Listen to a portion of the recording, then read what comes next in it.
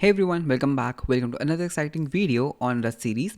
And इसके अंदर हम कवर करने वाले हैं स्लाइस टाइप्स. लास्ट चैप्टर के अंदर हमने देखा था दैट बोरोइंग एंड रेफरेंसिंग किस तरह से काम करती है. So let's take a look at references that let's take a look at slices that slices क्या होते हैं एंड किस तरह से that they can make our life easy. Okay, so with that let's begin with the video. So here I have the documentation, or I must say the book for the slice type. तो पढ़ते हैं that slice क्या है. A slice lets you reference a contiguous sequence of elements in a collection rather than the whole collection. बहुत ही प्यारी line, बहुत ही important line है, ठीक है ये. तो अगर आप इस लाइन को रीड करोगे, this is a very important line. A slice is a kind of reference so it does not have ownership. तो स्लाइस जो होता है वो बाय डिफॉल्ट एक रेफरेंस होता है and it does not have ownership. And ये कंटीजियस सीक्वेंस का एक रेफरेंस होता है. तो आई एक्सप्लेन, जैसे हम एग्जाम्पल देखेंगे we will understand. Here's a small programming problem. Write a function that takes a string of words separated by spaces and returns the first word it finds in that string. If the function doesn't find the space in the string, the whole string must be returned, must be one word, so the entire string should be returned. तो एक काम करते हैं, इस particular programme को ना, इस particular problem को कोड करने का ट्राई करते हैं. ठीक है, तो ये क्या कहते हैं कि यार एक ऐसा प्रोग्राम बनाओ जो एक वर्ड को, एक स्ट्रिंग ऑफ वर्ड्स को लेता है एज अ पैरामीटर, और आपको क्या करना है, फर्स्ट स्पेस जहाँ पर भी उस वर्ड में फर्स्ट स्पेस आ रहा है उसका आप इंडेक्स रिटर्न कर दो कि भाई यहाँ पर फर्स्ट वर्ड आ रहा है. एंड अगर उसमें कोई स्पेस नहीं है तो पूरा का पूरा वर्ड रिटर्न कर दो. तो बहुत सिंपल है, राइट. यूजिंग आर नॉलेज हम इसको बना सकते हैं. तो ये देखो, मैंने बनाया फंक्शन, ये बनाया मैंने मेन. ठीक है, तो मैं यहाँ पर क्या करूँगा, ठीक है, यहाँ पर हम क्या करेंगे, हम यहाँ पर एक लेट बना लेते हैं, लेट, एंड इसको हम एस बोलेंगे. ठीक है, ये है हमारा एस. तो आप इसको यूजर से इनपुट भी ले सकते हो, you know how to take the input. तो इसको हम बोलेंगे फ्रॉम, एंड हम बोलेंगे हेलो वर्ल्ड. ठीक है, तो ये मेरा एक बहुत ही प्यारा सा स्ट्रिंग बन गया. तो यानी कि इसका आंसर क्या आना चाहिए, 1 2 3 4 5, यानी कि 6th इंडेक्स, यानी कि इंडेक्स नंबर 5. तो अगर ये 0 है, देखो ये है 0, ये है 1, ये है 2, ये है 3, ये है 4, तो इसका आंसर आना चाहिए 5, बिकॉज 5 के ऊपर स्पेस है. और अगर ये स्पेस ना होता तो पूरा का पूरा वर्ड की जो लेंथ है दैट इज़ लाइक क्या है लेंथ, 1 2 3 4 5 6 7 8 9 10, तो मतलब कि 9 इंडेक्स आ जाएगा. दैट मीन्स पूरा का पूरा ही एक वर्ड है. तो ये हमें कोड करना है, तो क्या ही मुश्किल है. So function find first word. ठीक है, फाइंड फर्स्ट वर्ड क्या, अब यहाँ पर आप एस को ले लो, या फिर हम इसको बोलते हैं इनपुट बोल देते हैं. ठीक है, इनपुट स्ट्रिंग है ये हमारा, which is of type string. ठीक है, which is of type string.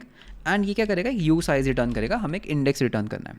And now I know that what you are thinking here, that Piyush तुम एक ओनरशिप ले रहे हो. ठीक है, ठीक है, good. If you catch it, this is a good thing. तो अभी दिखाऊंगा दैट रेफरेंसेस भी ले सकते हैं. तो अब हम क्या कर सकते हैं, ठीक है, इस कोड को करने के लिए हम ना स्ट्रिंग को तोड़ देते हैं, हम सारे स्ट्रिंग को तोड़ देते हैं. So let s is equals to जो भी हमने इनपुट लिया डॉट एज बाइट्स को कॉल करेंगे. तो ये मुझे क्या करेगा, एक बाइट्स रिटर्न कर देगा, बेसिकली हर एक कैरेक्टर मुझे रिटर्न कर देगा. अब हम क्या कर सकते हैं, फॉर लूप का यूज़ करके इन बाइट्स के ऊपर हम लूप कर सकते हैं. So I can just say for, ये एक टपल रिटर्न करेगा इन एस डॉट इटरेटर. ठीक है, डॉट इनमरेट. ठीक है, एंड ये मुझे एक टपल रिटर्न करेगा जिसमें फर्स्ट वैल्यू होती है इंडेक्स एंड सेकंड वैल्यू खुद एक आइटम का रेफरेंस. ठीक है, so first is index, second is the item which is U8. And now what I can do, I can just check that अगर हमारी जो ये आइटम है विच इज़, अगर ये इक्वल है, ओके, एक बाइट स्पेस के, अगर ये इसके इक्वल है तो हम यहाँ से रिटर्न कर देंगे आई को. करेक्ट, तो हम यहाँ से रिटर्न कर देंगे आई. एल्स हम क्या कर सकते हैं, हम यहाँ पर रिटर्न कर सकते हैं. रिटर्न कैसे करेंगे, बस एस डॉट लेंथ को रिटर्न कर दो. ठीक है, पूरा का पूरा. सो एस डॉट लेंथ. तो देखो हमने एक बहुत ही प्यारा सा फंक्शन बनाया which takes input as a string. हमने इनपुट को बाइट्स में तोड़ा, हमने हर कैरेक्टर के ऊपर, हमने हर उसके ऊपर हमने लूप किया. अगर हमें एक बाइट स्पेस मिल जाता है, अगर हमें एक स्पेस मिला तो हम क्या करेंगे, हम उसका इंडेक्स रिटर्न कर देंगे. और अगर हमें नहीं मिला, अगर हम यहाँ पे अर्ली रिटर्न नहीं किए, तो हम यहाँ से लेंथ रिटर्न कर देंगे. तो इसको एक बार ट्राई कर लें. ठीक है, ट्राई कर लेते हैं. तो आई नो ओनरशिप ले रहा है, दैट्स फाइन. ठीक है, उसको चेंज करेंगे. सो लेट आर, रिजल्ट के लिए आर एस लिख लेते हैं, मुझे नहीं पता है क्या रिटर्न करेगा, है ना. ये क्यू साइज रिटर्न करेगा, we know. So find the first word, ये एस को हमने कर दिया पास, एंड यहाँ पर हम प्रिंट एल एन कर लेते हैं that result is R E S. तो देखते हैं that what we are getting. अगर हम इस प्रोग्राम को कंपाइल करते हैं वी आर गेटिंग 5, तो यानी कि वो 5th इंडेक्स पे फर्स्ट कैरेक्टर एंड होता है। एंड व्हाट इफ अगर इस पर्टिकुलर में कोई स्पेस ही ना होता तो हमें पूरा का पूरा 10 मिल जाता। तो मतलब कि जो हमारा ये कोड है वो बिल्कुल सही से काम कर रहा है। एंड वन थिंग यार, इसको रेफरेंस ले लो, हमें ओनरशिप नहीं चाहिए, है ना।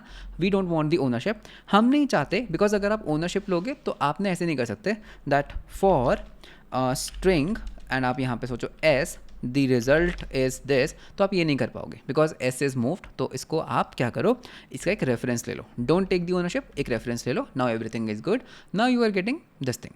बहुत बढ़िया। सो अगर आप यहाँ पर देखोगे this is something that we have just coded, ठीक है। फर्स्ट वर्ड रेफरेंस लेता है, यू साइज बाइट्स निकाले, बाइट्स के ऊपर इनमरेट किया और लेंथ रिटर्न कर दिया।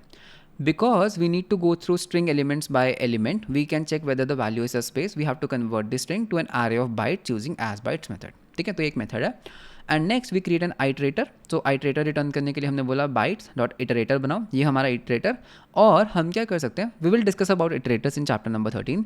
For now know that iterator is a method that returns each element in a collection and that enumerate wraps the result into an iterator and returns each element as a part of tuple।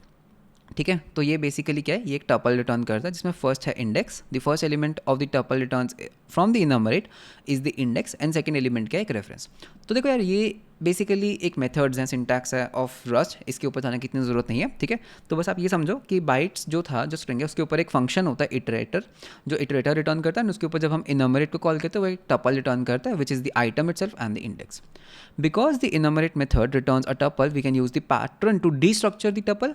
तो ये हमने already cover किया भी है tuples में, and we will discuss this pattern more in chapter number 6 in the for loop. We specify the pattern as I for the index and item for a single byte in the tuple. Because we get a reference to the element in the tuple we can use the and in the pattern. Okay, inside the for loop हम search करते हैं कि अगर current variable, अगर current literal एक क्या है, एक बाइट लिटरल में अगर वो एक स्पेस है, तो हम बस क्या करते हैं, हम रिटर्न करते हैं करंट पोजीशन, अर्ली रिटर्न कर जाते हैं। एल्स हम बोलते हैं कि भाई पूरा का पूरा स्ट्रिंग ही रिटर्न कर दो, मतलब कि पूरा का पूरा लेंथ ही रिटर्न कर दो। We now have a way to find out the index of the end of the first word in the string, but there is a problem. इस पर्टिकुलर चीज़ के अंदर एक छोटी सी प्रॉब्लम है, तो वो मैं आपको प्रॉब्लम बताता हूँ। देखो, हम क्या कर सकते हैं, अगर मैं यहाँ पर आकर इसको बोल दूँ एस डॉट क्लियर, क्लियर क्या करता है, बेसिकली पूरे के पूरे स्ट्रिंग को क्लियर कर देता है अगर ये एक म्यूटेबल है, ठीक है। इसको म्यूटेबल बना लेते हैं। इस पर्टिकुलर पॉइंट ऑफ टाइम पर देखो क्या हुआ, हमारा जो RES है उसका टाइप क्या है, यू साइज है ना, वो एक रेफरेंस तो नहीं है ना। देखो यहाँ पर क्या हो रहा है, ये RES क्या एक यू साइज है। यू साइज क्या होता है, यू साइज के अंदर कोई भी उसका like this a copy, it's a scalar value, ठीक है। हमने अगर इस कोड को हम लाइन बाय लाइन पढ़ते हैं, देखो हमने एक म्यूटेबल स्ट्रिंग बनाया हेलो वर्ल्ड, हमने फाइंड फर्स्ट वर्ड को कॉल किया एंड इसमें हमने एक एस पास कर दिया विच रिटर्न्स, ठीक है। इसने रेफरेंस तो लिया लेकिन इसने रिटर्न क्या किया, एक यू साइज, ठीक है। एक बात बताओ, यहाँ पर रेफरेंस कौन है, यहाँ पर रेफरेंस इनपुट है ना। इनपुट का स्कोप क्या है, यहाँ से शुरू हुआ, मतलब यहाँ से शुरू हुआ और वो कहाँ पर ख़त्म हुआ, जहाँ पे हम इसको लास्ट यूज़ कर रहे हैं, दैट इज़ दिस, ठीक है। वो यहाँ तक ख़त्म हो गया, तो मतलब कि इस फंक्शन के अंदर ये रेफरेंस जो था वो खत्म हो गया इनपुट का। तो यानी कि अब ये इस पर्टिकुलर पॉइंट पे जब ये रिटर्न कर जाएगा, जब यहाँ पे result as a usize आ जाएगा, मेरे पास कोई भी रेफरेंस नहीं है एस का।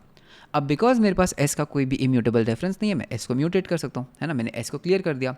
अब होगा क्या, जब मैं इस फंक्शन को रन करूँगा, वो बोल रहा है कि भाई फॉर स्ट्रिंग खाली द रिजल्ट इज़ 5, या फिर अगर मैंने यहाँ पर इसको म्यूटेट कर दिया, मैंने इसको बोल दिया एस भाई अब ना तुम इक्वल हो string dot string hyphen from, and मैंने इसको बस बोला hello world without a space, तो देखो क्या होगा, रन करें। यार ये बोल रहा है कि हेलो वर्ल्ड के लिए ना रिजल्ट है 5, ये तो गलत है, ये तो गलत बात है ना। तो यहाँ पर हुआ क्या, आपने ना पहले एक रिटर्न कर लिया, आपने ना रेफरेंस को तो क्लियर आउट कर दिया, आपने उसका कंप्यूट कर लिया रिजल्ट, फिर क्या हुआ, फिर आपने जब एक बार उसको कंप्यूट कर लिया रिजल्ट, आपने उस वेरिएबल को चेंज कर दिया। तो मैं आपको बता देता हूँ कि यहाँ पे एरर क्यों नहीं आया। टेक्निकली आपने क्या किया, पहले ना एक रेफरेंस ले लिया, लेट्स से कि रेफरेंस ले लिया, सो रेफ टू एस ले लेते हैं, ठीक है, तो that I am more clear. तो आपने ना ऐसे करके एक रेफरेंस ले लिया। अब बिकॉज आपने एक रेफरेंस ले लिया, अगर आप इस रेफरेंस को यहाँ पे यूज़ करोगे तो एरर आएगा। देखो अब एरर आ रहा है ना, क्यों, बिकॉज ये रेफरेंस का स्कोप यहाँ पे शुरू हो रहा है और यहाँ पे खत्म हो रहा है, इसलिए एरर आ रहा है। बट अगर मैं इस रेफरेंस को यहाँ पे यूज़ ही ना करूँ, मैं यहाँ पे इसकी लेंथ कैलकुलेट कर लेता हूँ कि लेट लेंथ इक्वल्स जो भी इसका रेफरेंस है उसकी हम लेंथ कैलकुलेट कर लेते हैं। ठीक है। एंड मैं सिर्फ इस लेंथ वेरिएबल को यूज़ करूँगा यहाँ पे, मैं इस रेफरेंस टू एस को कभी यूज़ ही नहीं करूँगा। देखो एरर चला गया, मैं इस लेंथ वेरिएबल को यूज़ कर रहा हूँ, मैं इस रेफरेंस को कभी यूज़ नहीं कर रहा हूँ, और लेंथ तो एक यू साइज़ है। तो इस पर्टिकुलर सिनेरियो में भी हमारा आंसर गलत आ रहा है। देखो हमारा आ रहा है 11, तो अगर मैं यहाँ पर और कैरेक्टर्स ऐड भी कर देता हूँ, हमारा एस डिफरेंट है, तो यू कैन सी हमारे पास 11 आ रहा है। तो this is a problematic thing. Technically क्या हुआ, हमने ना रेफरेंस भी क्लियर आउट कर दिया, बट उसकी कंप्यूटेड वैल्यू हमने रख ली, एंड कंप्यूटेड वैल्यू रखने से हुआ क्या, हमें अनएक्सपेक्टेड रिजल्ट मिल रहा है, हमें अनएक्सपेक्टेड रिजल्ट मिल रहा है। सो आइडली होना क्या चाहिए, आइडली क्या होना चाहिए, क्या होना चाहिए बताओ, इसका वो सॉल्व कैसे करें। ठीक है, आपको प्रॉब्लम पता लग गई ना क्या है, कि बिकॉज हमने रेफरेंस तो ले लिया, ठीक है, इस फंक्शन में फाइंड फर्स्ट वर्ड में रेफरेंस लिया, हमने रेफरेंस की कंप्यूटेड वैल्यू रिटर्न कर दी, और उससे हुआ क्या, रेफरेंस आउट ऑफ स्कोप चला गया, जिससे मैं उसको वापस से म्यूटेट कर पा रहा हूँ, लेकिन कंप्यूटेड वैल्यू रह गई। तो हमें क्या करना चाहिए, क्या मैं इसका एक रेफरेंस ही रिटर्न कर दूँ, अगर हम रेफरेंस को इनवैलिडेट ही ना करें, आप मेरी बात समझो, अगर हम रेफरेंसेस को इनवैलिडेट ही ना करें तो that's a cool thing.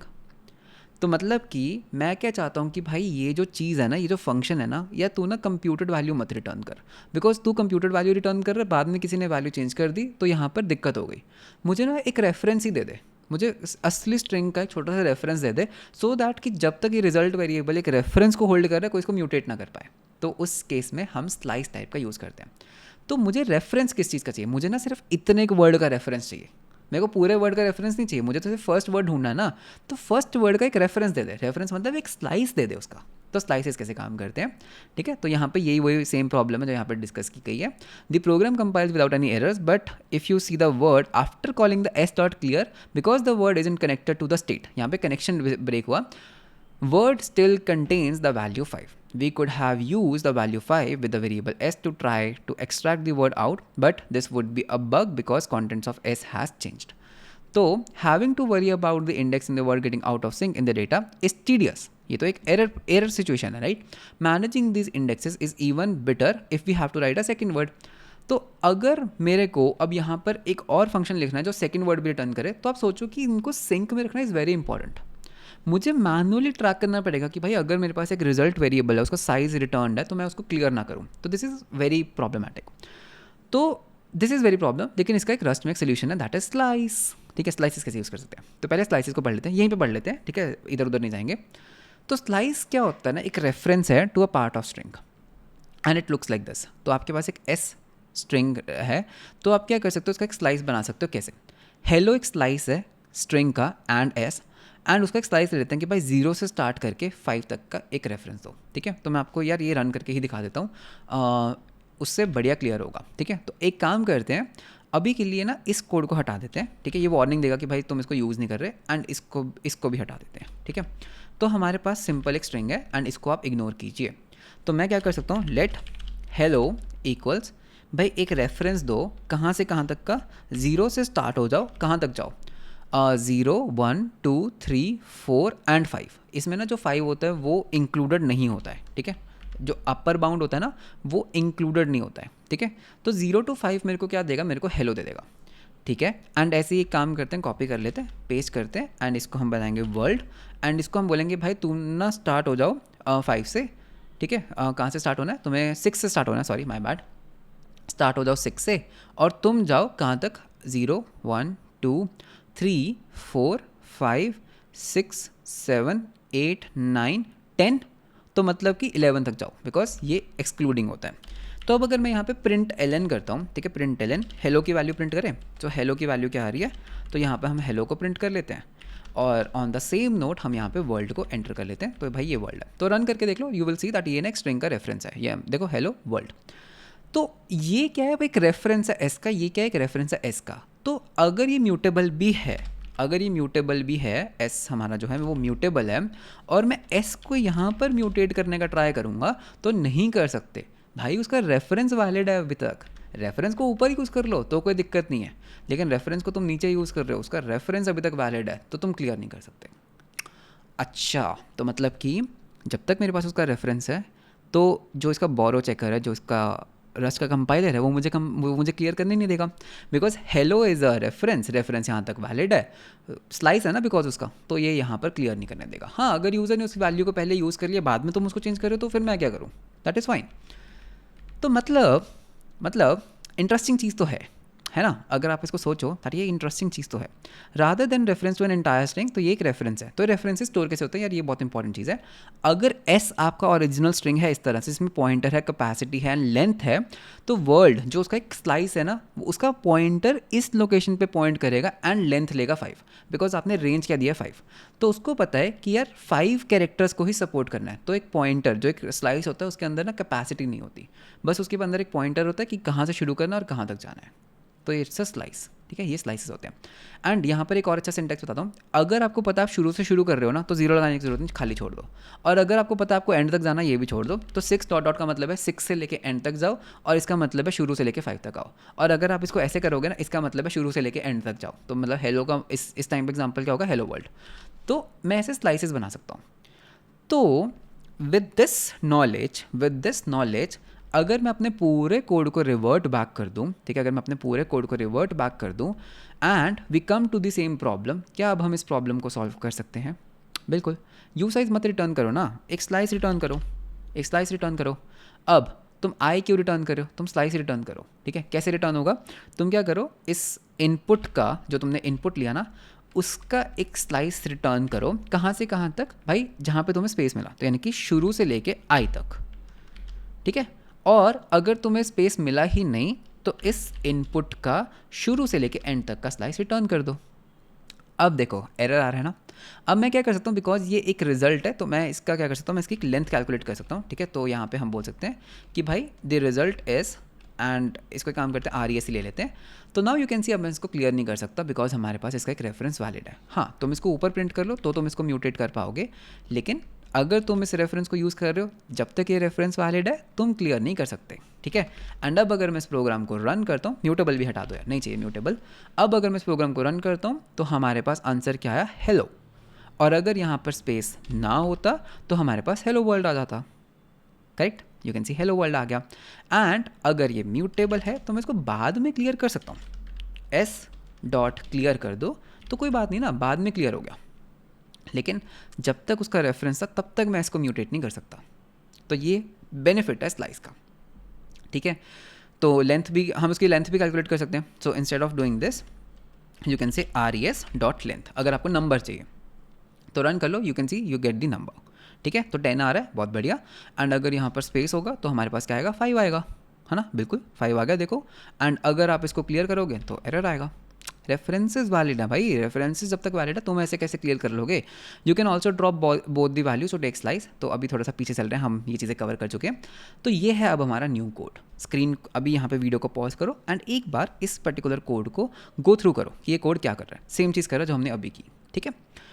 So we get the index and this something. तो यहाँ पे मैं आपको सीधा वो दिखाता हूँ that we now have a straightforward API, this is fine, this is fine. अब ये देखो यहाँ पर एरर क्यों आ रहा है, क्यों आ रहा है यहाँ पर एरर, मैं आपसे पूछ रहा हूँ यहाँ पर एरर क्यों आ रहा है। बिकॉज इसका रेफरेंस वैलिड है, ये रेफरेंस रिटर्न स्लाइस रिटर्न करते हैं, इसका रेफरेंस वैलिड है, तो ये चीज़ एरर कर जाएगी, आप उसको म्यूटेट नहीं कर सकते। Recall the borrowing rules, if we have an immutable reference to something we can not also take a mutable reference. Because clear needs to truncate the string, it needs to get a mutable reference. The println after the call to clear uses the references in the word, so the immutable references must still be active at that point. Rust disallows to disallows the mutable reference in the clear and immutable reference in the word from existing at the same time, and compilation fails. Nice. अब आपने अपना code काफ़ी अच्छे तरीके से safe बना लिया, okay. तो यहाँ पर एक और चीज़ है which is very important, string literals as slice. Recall that we talked about string literals being stored inside the binary. याद है जब हमने ये एग्जांपल ली थी, तो ये क्या करता है, because it's a hard coded string, तो इसको बाइनरी में ही रख लेता है। बाइनरी मतलब जो इसका एग्जीक्यूटेबल बनता है। Now that we know about slices we can properly understand the string literals. The type s here is a and s t r, मतलब कि it's a slice pointing to a specific point in the binary. This is also why string literals are immutable and s t r is an immutable reference. तो हम क्या कर सकते हैं, knowing that you can take a slice of literals and string values lead us to more improvement on first word, here is the signature. तो हम क्या कर सकते हैं, इस चीज़ को हम इस तरह से लिख सकते हैं, ठीक है। A more experienced rustacean would write the signature shown in line this because it allows to use same function on both strings and str. तो वो कह रहे हैं यार यहाँ पे स्ट्रिंग लेने की जरूरत नहीं है, just take an str because ultimately आप एक स्लाइस से तो ले रहे हो. इसका क्या मतलब है कि यार पूरे के पूरे स्ट्रिंग का एक स्लाइस, ठीक है.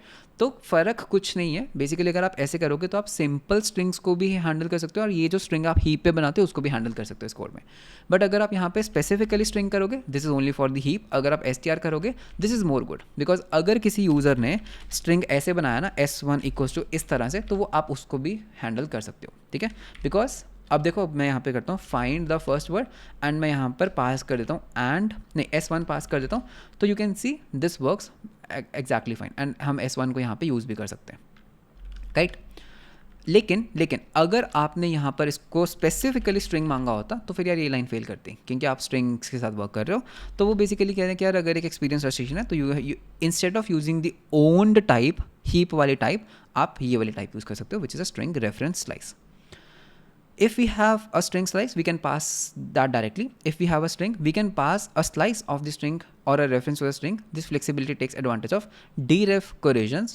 ये एक फीचर है रस्ट का, deref correlation, very cool feature, ठीक है. तो इसके बारे में भी हम बात करेंगे दैट इम्प्लिसिटली हम कैसे deref correlation को बना सकते हैं, ठीक है. वो एस्ट्रिक वाला याद है, एस्ट्रिक वाला ये. Defining a function to take string slices instead of a reference makes our API, makes our function more general, more generic है, ठीक है, without losing its functionality. So now you can see that इस तरह से हम अपने functions को use कर सकते हैं. अदर स्लाइसेस, और भी स्लाइसेस होते हैं. यू कैन सी दैट एक एरे है आपके पास नंबर्स का, आप इसका भी एक स्लाइस ले सकते हो. कैसे? एंड ए 1 से लेके 3, जिसमें ये क्या एक्सक्लूडिंग है, मतलब कि ये क्या लेगा, यहाँ से स्टार्ट होकर यहाँ तक, है ना.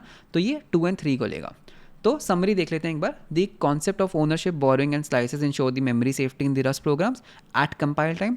The Rust language gives you more control over the memory usage in the same way as other system programming languages, but having the owner of the data automatically cleans up that data when the owner goes out of the scope, meaning you don't have to write and debug extra code to get this control. Ownership affects how a lot of other parts of Rust will work. So we'll talk about these concepts further throughout the rest of the book. So this is what was the summary. So congratulations guys, आपको पता है ownership क्या होता है, references क्या होता है, borrowing क्या होता है, and slices क्या होता है, and what is the advantage of slices. And this particular part was kind of very difficult when I was learning Rust, because being from JavaScript background, again हम यूज टू नहीं थे इन चीज़ों के. ये बहुत ही न्यू चीज़ें थी जो रस्ट में इंट्रोड्यूस की गई थी. But now as I am coding in Rust, I am practicing in Rust, I am getting better and better and it, and you will too. So बताना मुझे कमेंट्स में दैट कैसा लगा ये topic, how is the pace, how is everyone, how is the understanding and how is the everything. So बताना मेरे को that आपको क्या रेफरेंसेस बोरिंग का कॉन्सेप्ट समझ आया, and it was a fun learning for me. आप भी बता सकते हो अपना feedback. So with that let's end the video and मिलते हैं हम आपको नेक्स्ट वीडियो में जहां हम बात करेंगे स्ट्रक्ट्स के बारे में. So let's meet you right there. Until then bye bye and take care.